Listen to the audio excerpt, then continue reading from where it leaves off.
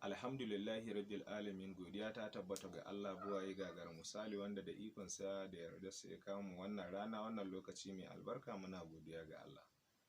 To, kana maganar cewar za ka yi man tambayoyi kwaya uku. Ina sauraron ka domin in ji wace tambaya ce kake dauke da ita da kake son ka yi. Hakikanin gaskiya. Na yi maganar cewar Nasiru Yusuf Gawuna shine halattaccen gwamnan jihar Kano, zai samu gwamnan jihar Kano. Lalle hakikanin gaskiya Nasiru Yusuf Gawuna shine halattaccen gwamnan jihar Kano. Diba da yanda muka zuba karatunmu bakin gwargwadon misali muna da tabbaci da yaƙini na Nasiru Yusuf Gawuna shine halattaccen gwamnan jihar Kano. To amma ka iya sanin cewar wani abu guda ɗaya, akwai mutum wanda zaka same shi yana da haƙuri a rayuwar shi ta duniya. Duk abin da kai masa zai ɗauki wannan abun zai ban ma Allah, zai ce Allah ya saka masa. To bakin gwargwadon misali akwai mutumin da koda bai ma furta Allah ya saka mai ba, Allah zai bi mashi wannan haƙin. Akwai wanda idan ka zagai ba zai rama ba, amma sakamakon zagin da kai mashi Allah zai saka masa. Akwai wanda idan ka cuce shi ba zai kai ka kotu ba, ba zai yi ƙararka ba, ba zai yi komi ba, ba zai hiɗi ma wani ba, amma wannan abin da ya ban maransa sai Allah Ubangiji ya saka masa.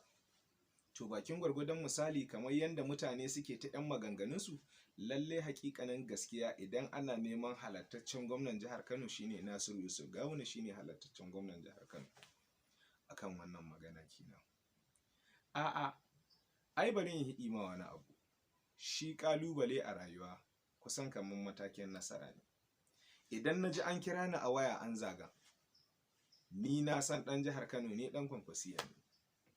Idan na ga an shigo feji na an zage ni, ni na san ɗan jihar Kano ne kuma ɗan Kwankwasiya ne. To ai ba mu daka wannan. Da zagi, da aibantawa, da suka, da duk abin da mutum zai yi a rayuwa ta duniya ni wannan bai damuna. Saƙo ne dai na isar, kai da ka tsaya ma har ka kalla wannan ya riga ya rage naka, wataƙila ban ɗora don wani ba. Na ɗora ne wannan ni abin da ina da tabbaci ina da yaƙini ne a kansa. Bayani na dan Allah, Nasiru Yusuf Gawuna shine halattaccen gwamnan jihar Kano. An bi 'yan wasu hanyoyi ana ganin cewar shi damo ne sarkin haƙuri, kana faɗa da shi Allah sai ya shigan masa. Aka zo aka bi wannan 'yan hanyoyi aka yi bakin gwargwadon misali aka ɗauka gudun tashin hankalin da za a iya tsinkaya a jihar Kano. Ma'anar tashin hankalin da za a iya tsinkaya tunda ai mutane ne wanda sun riga sun taɓi, su ji an ce ba nasu bane ba, sun ja baya, su ji an ce ba nasu bane ba, ya ci wannan mulki su zo su kama abubuwa. Ba wai taɓewa, ina magana taɓewa ta wani abin na sun jira kawai. Tunda ba ga wasu suna magana cewa ba idan aka sanar da ba namu bane ba, wasu su ɗauki dankuna, wasu su ɗauki abubuwa, abebe dai ga sunan iri-iri. A zo a yi tashin hankali, a ƙona dukiya al'umma, a yi kaza, a yi menene. To ya kai kasancewa an ɗauka an bada amma an gudu me ba a tsira ba. Yanzu kai diba ga wasu abubuwa wanda nake son in hiɗi maka. Na farko ka diba irin shaguna na bayan Allah da ake rugujewa. Ka diba irin gidaje na bayan Allah da ake bajewa. Ka diba irin dukiyoyi ta bayan Allah wanda ake abin nan nasa. Amma su wane ne ke murna cin ganimai? Su wane ne ke jin daɗi na wajejen magana cin ganima? To ita rayuwa idan an bi daga na ƙurya kashi, kai da za ka yi murna cin ganima watakila idan Allah ya sa aka faɗo kan layinku aka taɓa gidanku sai ka ci ganima da daɗi. Watakila idan aka zo aka ruguje abin nan ɗin tsohonka sai ka ci ganima da daɗi. Watakila idan aka biyo ta baya aka taɓa wani abu na danginka wanda za ka ji ranka ya soso, watakila sai ka ci ganima da daɗi. Ita gobara daga kogi kashe ta sai lallahi. A kullum halin abin da nake nuna mutanen jihar Kano, mu ne ci gaba da yin addu'a. Shi zaɓinmu ba shi ne zaɓin Ubangiji ba. Wataƙila akwai abin da Allah Ubangiji yake hange idan muka so bawa ya tafi kan wani matsayi in Allah bai ba shi ba. Ai wannan akwai abubuwa wanda aka yi wanda sun zame mana izina ma a Najeriya. Mutum nawa muka tura wanda muke ganin cewa za su tausaya ma talakan, za su yi kaza, za su yi wane ne, amma ƙarshe ya abin ya kasance mana.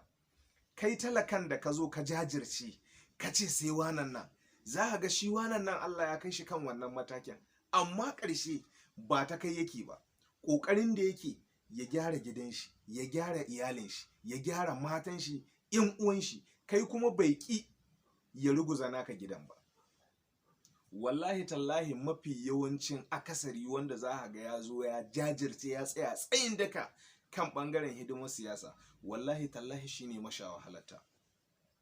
Na farko duk irin juyin halin da za a yi idan an zo ana magana kan ɓangaren hidimar siyasa, kai ƙoƙari dai ka tsaya ma sana'a ka ko yaya take.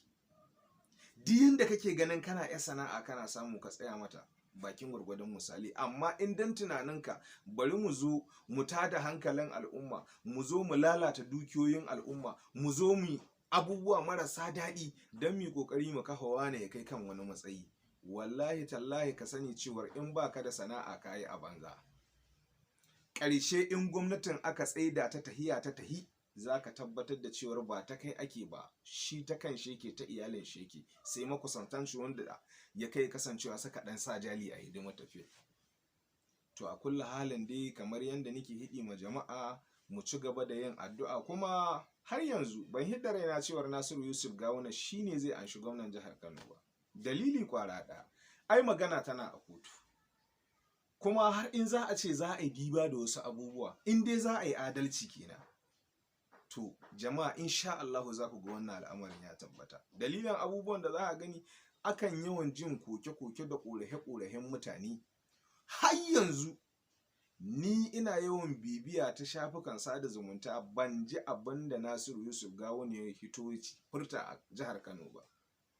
Ya ja ya yi shiru, ya tattara abin ya fawwala ma Allah, ya gaya Allah zai yi da al'amarinsa.